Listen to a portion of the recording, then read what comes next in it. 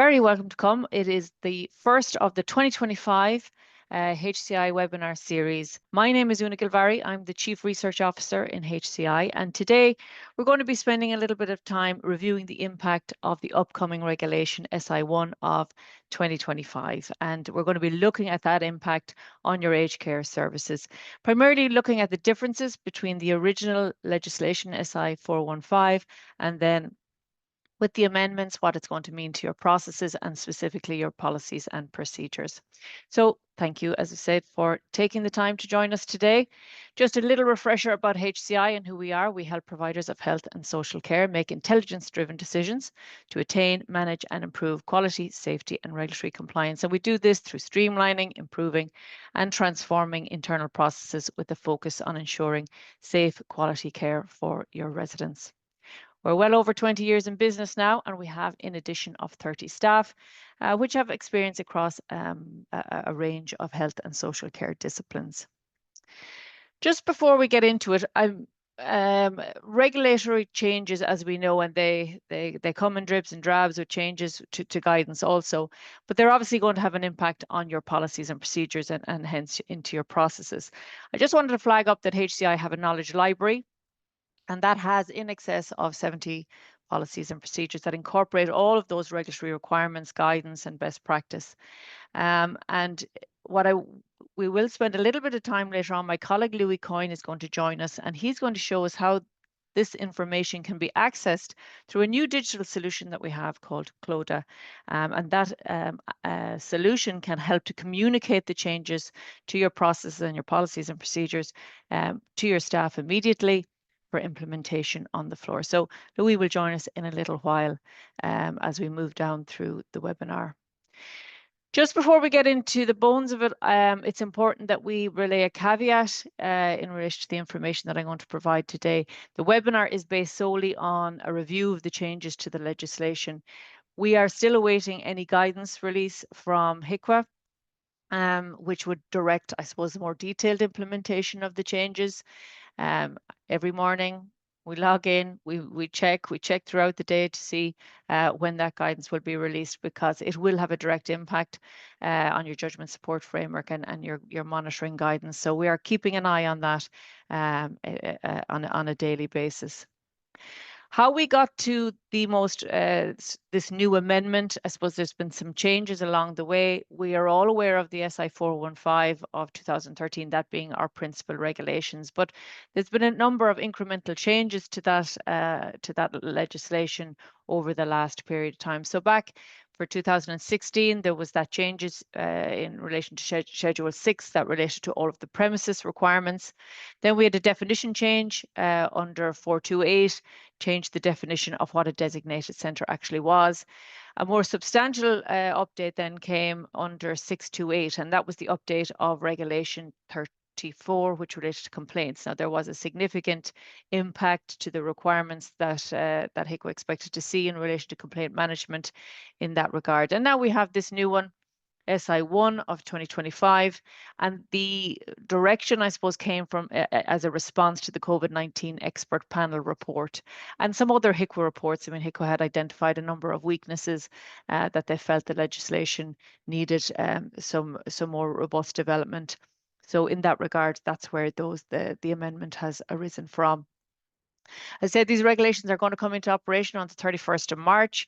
And when that last amendment comes through, then all of them can be referenced out under regulations 2013 to 2025. So they will be referenced under an umbrella term at that stage. So if we look at the amendment itself, there are 14 regulations impacted, and they are impacted to varying degrees. And we're just going to go down through them numerically. As I said, some of these are going to have more minor impacts, some of them more significant. And let's look at those not only in relation to our process, but in our policies and procedures and how we can communicate that out to our staff on the ground. So the first one up is Regulation 2 that relates to definitions, and it is linked also to Schedule 1, the information included in your statement of purpose. A pretty minor impact to the most degree, but it is one that filters through in all of the legislation, and that is the change in definition of what family means. So it is incorporated now. A close friend has been incorporated within that, and again, that's reflected under Schedule 1, where they've made the arrangements made for contact between residents and their family. So it is incorporated in that regard. So in relation to your documentation that you have in place, just be mindful of that within your statement of purpose. We're no longer saying friends and family. It's just family. And then all of your policy and procedures as they go through your revision changes, just to be considerate of that in relation to the definitions. More moderate impact then is in relation to Regulation 9, and that is for residents' rights. So what have they made change-wise here? Well, they've detailed, they've moved towards a more proactive use of language. So rather than where a registered provider must ensure that a resident may communicate freely, they are requiring that communication to be facilitated. So a much more proactive position required from the organisation. And they've also incorporated details in relation to the requirements for access to internet, which the vast majority of you may already have incorporated. So in relation to our HCI Knowledge Library, that would impact on our management of resident information policy and procedure. So it's looking really at this stage that whatever policy you have in place that directs that, it needs to ensure that there's real clarification on how residents are proactively facilitated, that it's not just a passive requirement. You need to really direct who is going to manage the facilitation. So the roles and responsibilities really need to be clarified to ensure that that facilitation is implemented, reviewed and monitored. Obviously, with that, you're going to have to consider the sufficient levels of appropriate equipment are in place to support demand. So if you are facilitating that communication, is there sufficient amount of communication or equipment that's going to be able to facilitate that? Internet access, as I said, most of you will have incorporated that in your policies and procedures to date, but it's really important that we also consider any of the securities that are required specifically in relation to internet access, particularly for those residents with identified vulnerabilities. So again, looking at that balance from a risk management perspective, proactive and reactive controls to ensure that we're facilitating without leaving anyone at risk in that regard. And then also we have to consider with those changes, what are the impacts to our staff training requirements and how we're going to communicate those changes to our staff on the floor for their implementation. And as I said, this is something that Louis is going to spend a little bit of time on at a later date about communicating those updated requirements and getting them out to the staff. Regulation 10 then, relating to communicated difficulties, again, a moderate impact in that regard. So again, change towards a much more proactive stance in relation to the terminology that's used, and they're looking for the registered provider to support any residents with communication difficulties being facilitated to communicate freely in accordance with their needs and ability. So what would that mean for our policies and procedures and our processes as we implement, again, from our HCI Knowledge Library relating to our policies for communication techniques? It's really important that we have clear direction on how residents with those varying needs and abilities are going to be proactively facilitated to communicate. And it's important that we look at both the general communication techniques, but also those non-verbal communication techniques, how we're implementing active listening, and how are we going to support those with cognitive impairments or interpreter requirements in that regard. So also consideration of the controls that we have in place to ensure that they are meeting the requirements. And again, obviously, with a lot of that information, we need to make sure that the staff are actively trained in these communication techniques to be able to implement them on the floor in relation to our residents. Visits certainly is one that has gotten a significant impact. So Regulation 11, and that's linked also to Schedule 5, which is the policies and procedures that have to be maintained. So a full new section gone in under Regulation 11. Now, most of you will have a written visitor policy in place, but what they're looking for within that is three clear requirements: normal visitor access on a day-to-day basis, and then the access during an outbreak of a communicable disease, epidemic or pandemic. And then in both cases, what are the arrangements in place for residents to receive nominated support persons? So very clear direction on what they expect to see within that policy. In addition, there's two other criteria added. They're looking for the PIC to ensure that on occasions when visiting is restricted, that these restrictions are only in place for the shortest period possible, and that during such times, residents are facilitated to maintain those communication links with family. So this is certainly something that's coming from that COVID-19 expert panel, where we saw that there was, in many cases, a breakdown in this within when there was restricted visiting access. So they're looking for a robust process and framework to be able to support that irrespective of restrictions.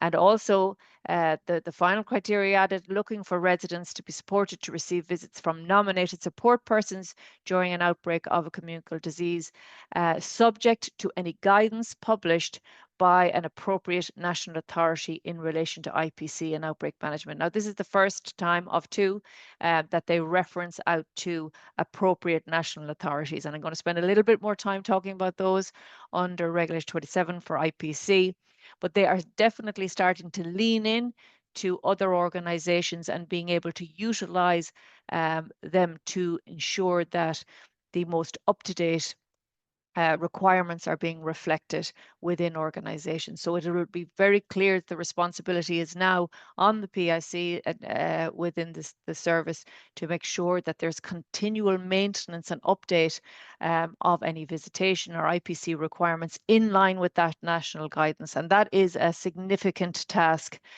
for anyone. And as I said, we'll look at a little bit more in IPC and look at who those national authorities actually are. So referencing to Schedule 5 then, that is the addition of the 21st policy, looking for a written visitor policy as part of your requirements. So what impact will that have on your policies and procedures and then out onto your processes? Well, it's certainly looking for clarity on those various processes to be implemented just for visiting during normal and outbreak conditions. Now, with that, it will require a significant update and consideration to the roles and responsibilities and how you're going to manage those general restrictions and visiting during outbreak, and how also you're going to manage those internal external communications. We've seen that within the requirements reference out to facilitation of communication. So that's going to be really important that we have really clear roles and responsibilities and processes in place in that regard. Special conditions for nominated support persons. We know that that again is something central that was identified by the expert panel about maintaining a consistent visitation and access to nominated support persons. As I said, that reference out to guidance published by appropriate national authorities. In this case, it's probably most likely relating to public health IPC guidance, and that's specific to residential care facilities. Currently, the most recent release was just in December last year, and they have a full section 2.10, relating to visitors and visitation requirements. So again, really important that we're reviewing that on an ongoing basis, maintaining it and incorporating any changes within our visitation policies and procedures. End of life then, Regulation 13, pretty minor impact here, and this relates back to that change in definition. So it's just a removal of the reference to friends, as that is now incorporated into the family definition.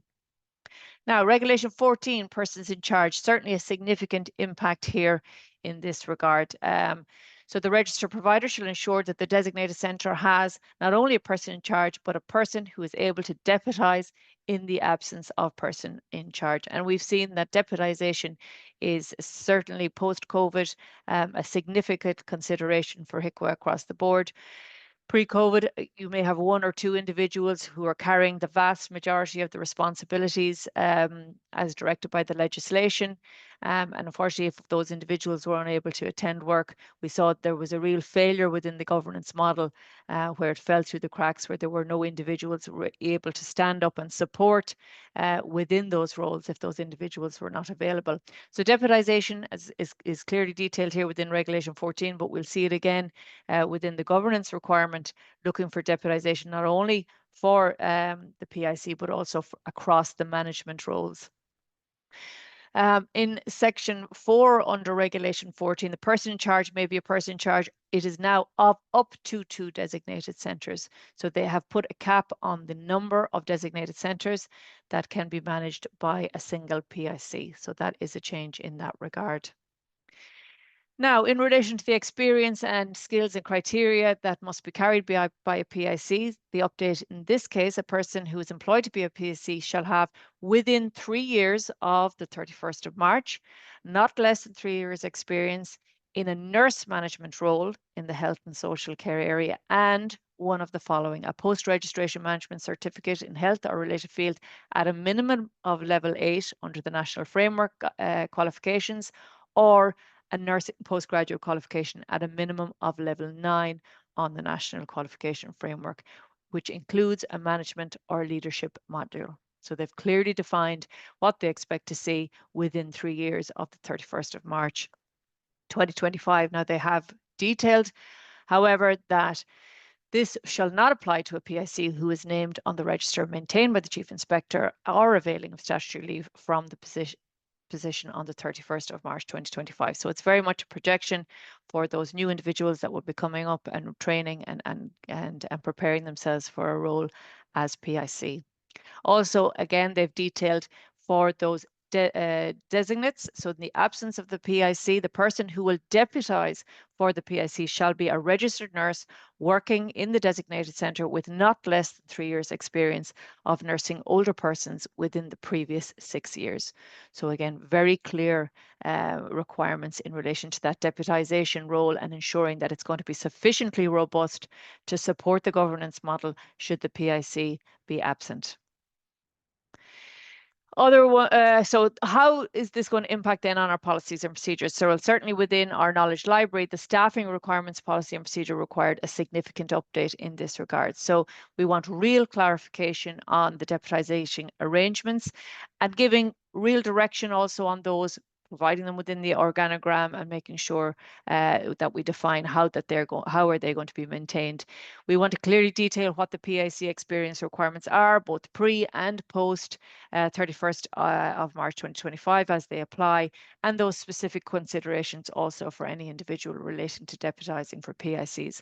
The big change, I suppose, for this is to make sure that your job descriptions are reflective of these deputising roles and responsibilities, and that there's real clarity on the requirements of individuals that they should be able to achieve should the PIC be absent for any period of time.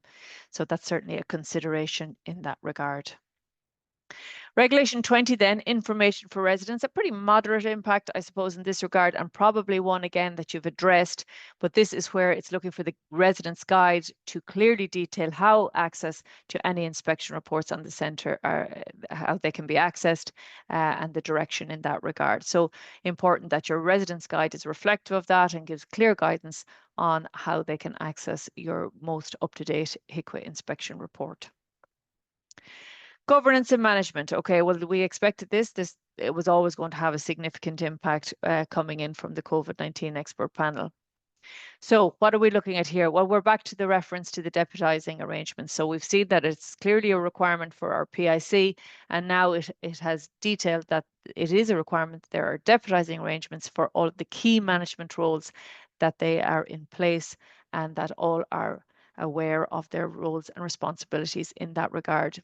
An additional criteria was added that a quality improvement plan must be developed and implemented following the annual review of the quality and safety of care, and that they must be implemented in that regard. So in many cases, there has been a lot of development in relation to the annual review of quality and safety of care, and there's a lot of support guidance that's out there, but they've clearly detailed now that that quality improvement plan needs to be very robust in that regard and in addressing any of those issues highlighted by the review.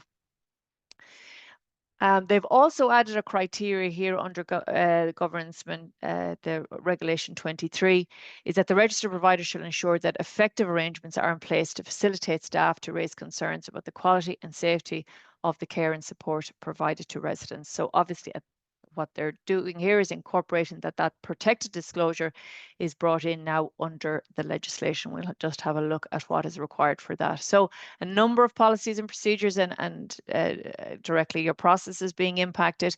Again, that staffing policy and procedure really needs to be clear about those deputising arrangements, and remember those job descriptions also have to be reflective of any deputisation that might be in place, ensuring that your organograms are reflective and clearly detail who deputise within the primary roles. Our quality assurance and continuous improvement policy has incorporated a really robust process now for the quality improvement plans arising from your quality and safety review. Roles and responsibilities being really important here. It's one thing to identify the plans that are required. It's another thing to ensure that they're implemented, maintained, monitored and followed through. So we need to have a very robust policy in place to ensure that we have all of those elements considered, including what teams are going to be reviewing it as part of their agenda, and incorporating it actually within their terms of reference would be recommended to ensure that this is followed up on a continual basis.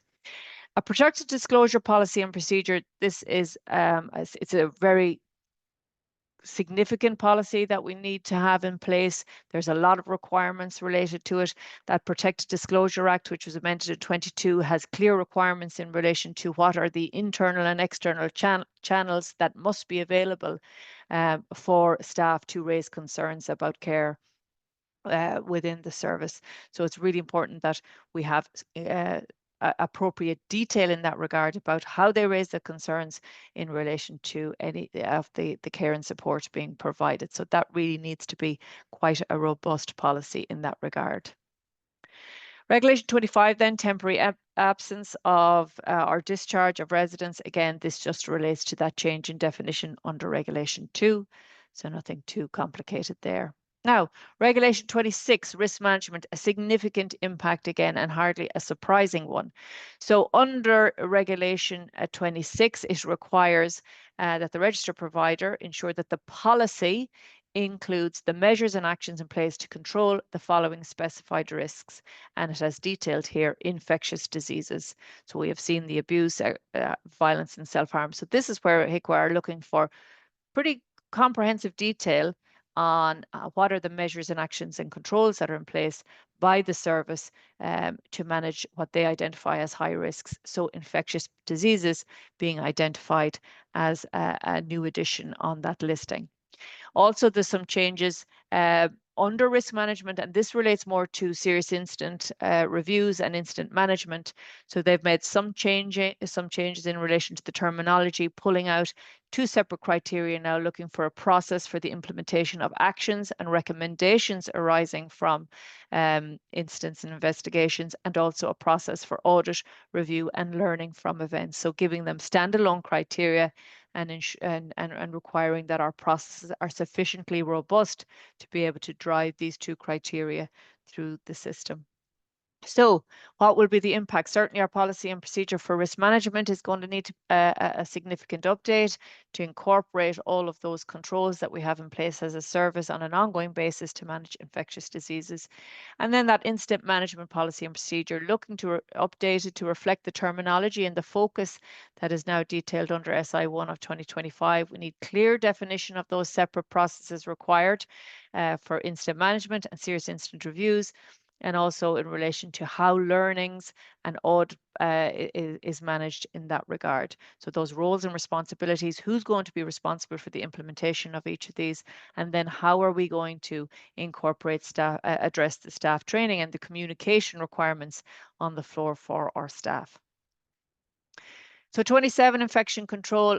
Significant impact, again, unsurprisingly so. So just a clarification on the first criteria, ensuring that IPC procedures are consistent with the standards, published by the authority and are in place and implemented by staff. Now, our second one is our second reference to those appropriate national authorities and the guidance that they release in relation to IPC and outbreak management. And that is required to be implemented by the designated centre. So as I said, leaning into that, they know that they can't continually update the legislation as changes arise in relation to IPC, but they can lean into those national authority guidelines and be able to utilise those to ensure that your policies, to ensure that services are reflective of the most up-to-date IPC requirements.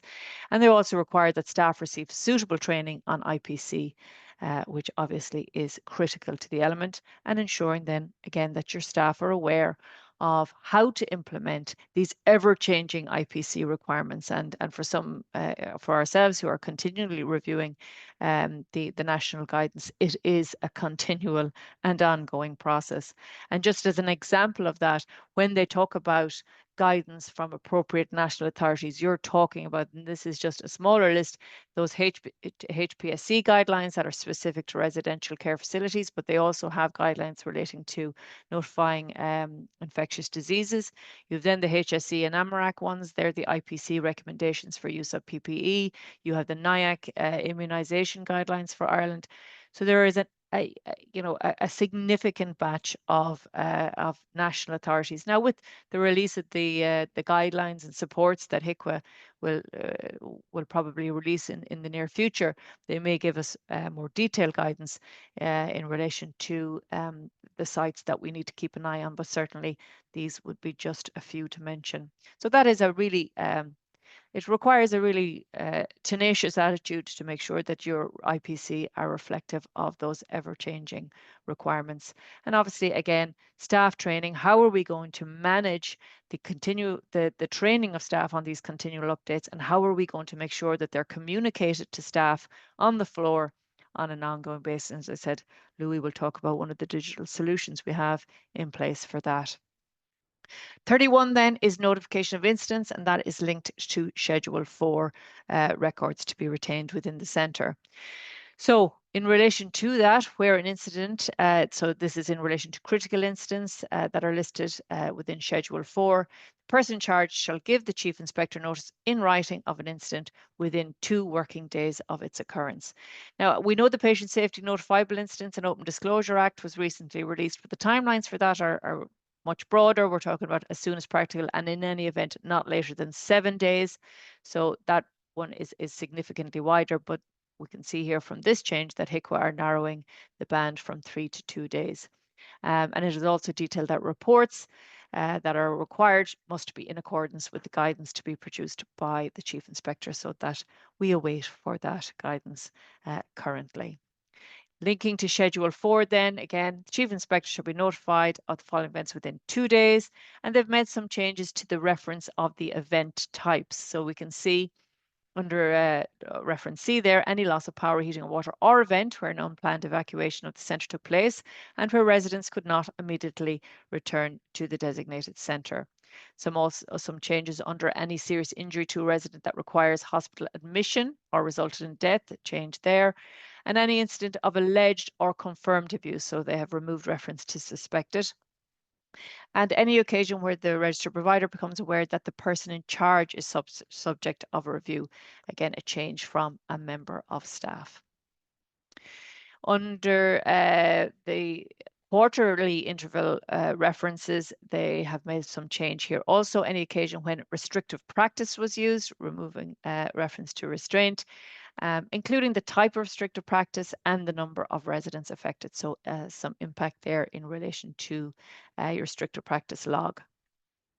So what impact will that have? Well, certainly internally within our HICWA notification policy, there's obviously that change for your incident reporting from 3 to 2 day notification.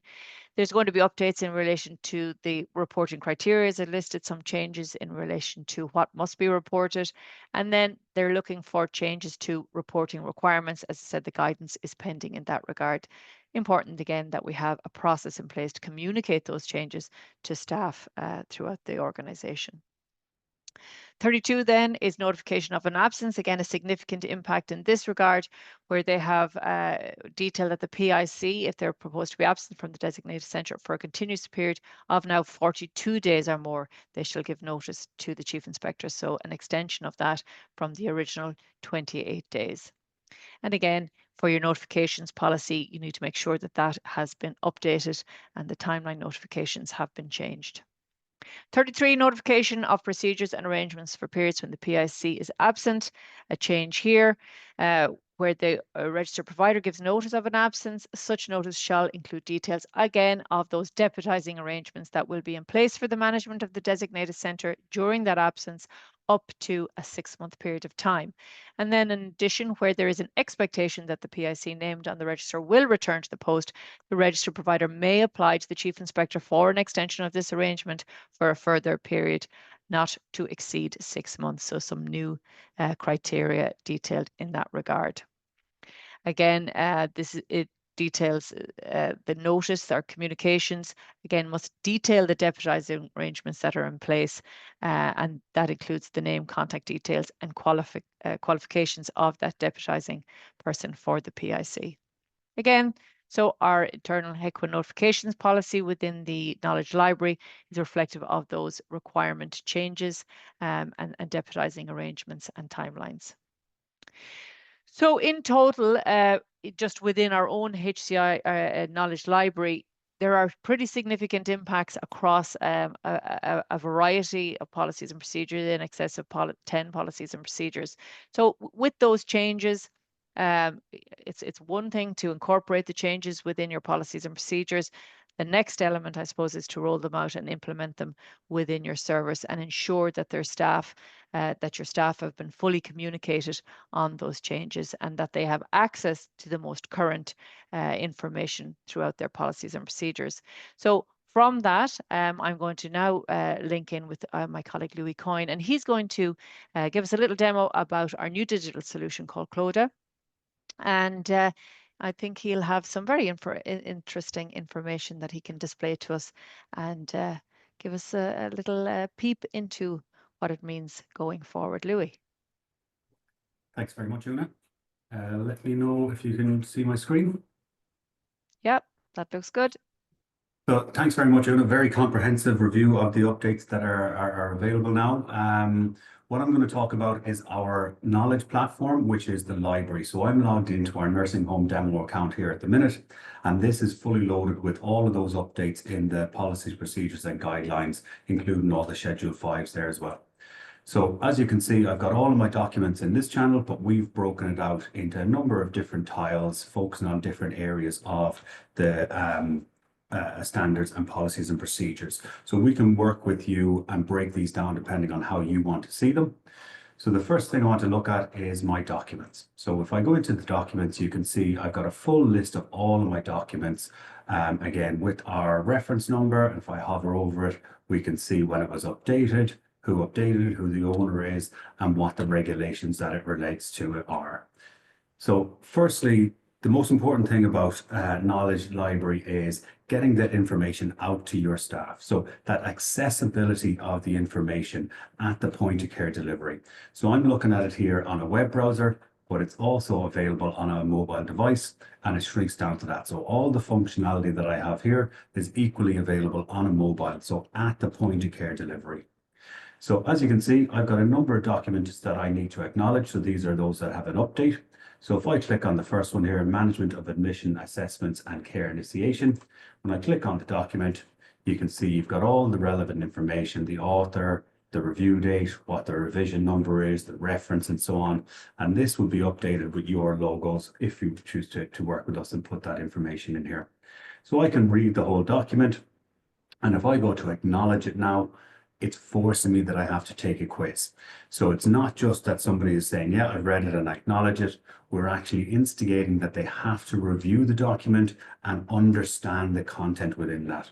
So for an example, if I start the quiz here, it's pulling out 5 MCQ questions related to the content. So again, you can demonstrate to HCWA that you've got that understanding and competence of your staff for any of the new changes that have come in, but also your own documentation within there. So I can just answer a number of questions here just to show you the functionality. And once I submit that quest, you can see I've only got 2 out of 5 correct, and I cannot acknowledge that I've understood that document. I need to read it or retake the quiz. So again, really implementing that your staff understand your policies, procedures, and guidelines about how you reflect the requirements of the document. So I can close it here and just go back. So again, I've got some where I have a quiz with this little icon and some that we've said we don't need a quiz, but I need to acknowledge it. So if I just click on this document to demonstrate, when I go to acknowledge, I'm getting this pop-up. And this terminology again is configurable with you depending on what information you want your staff to confirm. So here it's saying I confirm that I've read the document, understand how it applies to my role, and agree to comply with all my responsibilities. Click confirm. And that's now been acknowledged, which is time and date stamped, so you can audit all that information. So within my analysis, we've got the documentation review, but we've also got our documentation acknowledgement.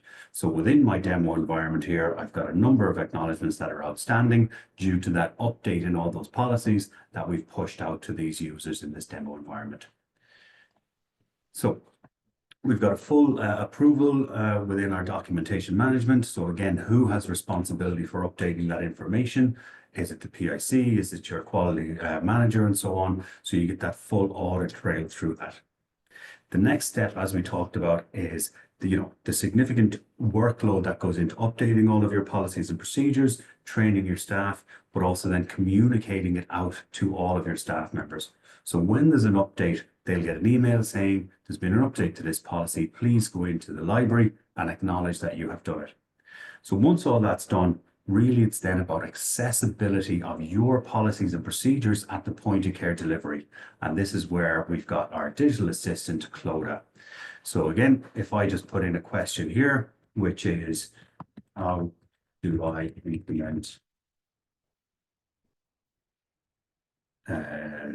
document precautions?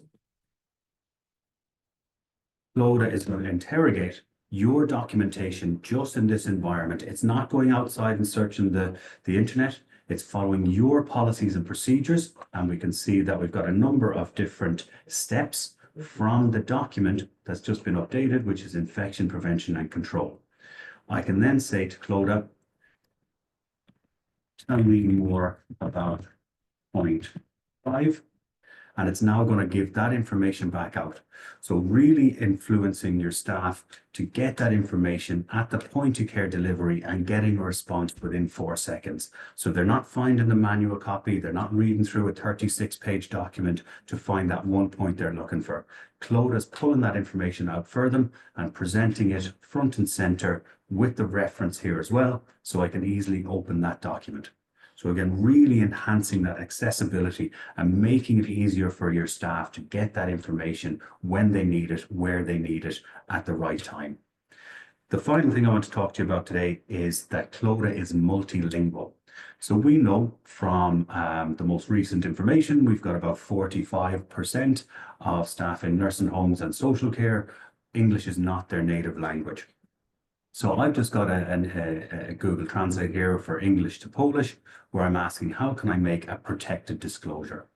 So I'm going to copy this information and I'm going to ask Clodagh in Polish, how do I make a protected disclosure? Clodagh is now going through your documentation contained in this environment and is going to pull that information out from your documentation, but in Polish. So again, really supporting the understanding, the patient safety, how do your staff feel supported, that they can query your information and get the information they need at the point of care delivery. And again, it's querying your document in here, the management of protected disclosures, which has been updated in the system with these new changes, and providing that information back to your staff in their native language. So that's a very brief overview of the library and our digital assistant Clodagh. As I said, it's mobile based, so your staff can actually speak into their phone in a speech to text and get that information back at the point of care delivery. So that's all the information I'm going to show. I would be very much happy to share any other information related to it if you'd like to book in some time with me. As Oonagh said, I am the Director of Business Development, and here is some of our contact information for both our Galway and Dublin office. Over to you, Oonagh.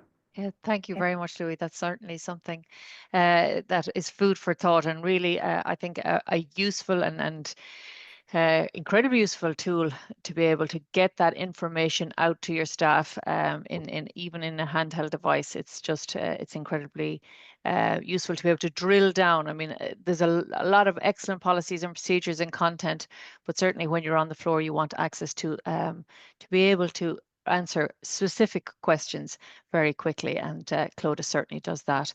So that's it, guys. Thank you so much for joining us this morning. We're so thankful that you took the time out to join us. As Louis said, there are some contact details there. Please feel free to reach out to us at any stage, and we'd be happy to spend a little bit of time and helping you to try and address your requirements within your organization. And we hope to see you very soon again on one of our HCI webinars. Thank you so much.